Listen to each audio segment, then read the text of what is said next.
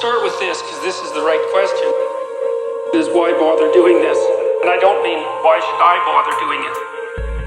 I have my own reasons for doing it, but you might think, well, why bother with this strange old book at all? And that's a good question. It's a contradictory document that's been cobbled together over thousands of years. It's outlasted kingdoms, many kingdoms. You know, it's really interesting. It turns out that a book is more durable than stone. It's more durable than a castle. It's more durable than an empire. And that's really interesting. You know, it's something in some sense so evanescent and be so long-living. Hey.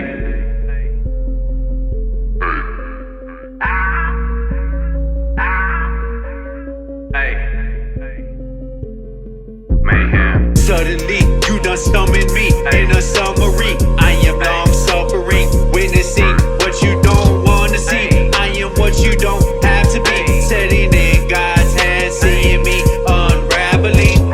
I arose out the gravel, facing judgment, slam the gavel, breaking off the handle. If I die, light a candle, wearing a rosary. Or who's opposing me, knowing that he's chosen me, disapproving of your sorcery, mixing up the mixtures, fixing up the fixtures, perfect painted pictures with scriptures presented to brothers and sisters, mothers, fathers, sons and daughters, here to be slaughtered. The greatest privilege of my faith is for us to be martyred.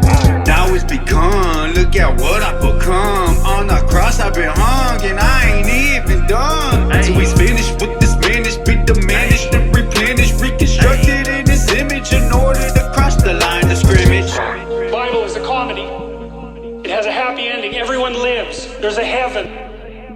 What you think about that is a completely different issue. I'm just telling you the structure of the story. There was paradise at the beginning of time, and then some cataclysm occurred and people fell into history, and history is limitation and mortality and suffering and self-consciousness. But there's a mode of being, or potentially the establishment of a state, that will transcend that.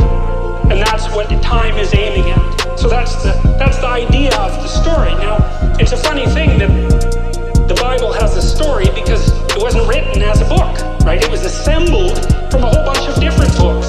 And what the question is then, well, what is that story about? And how did it come up as a story? And then I suppose as well, is there anything to it? And the fact that it got assembled into something resembling a story is quite remarkable.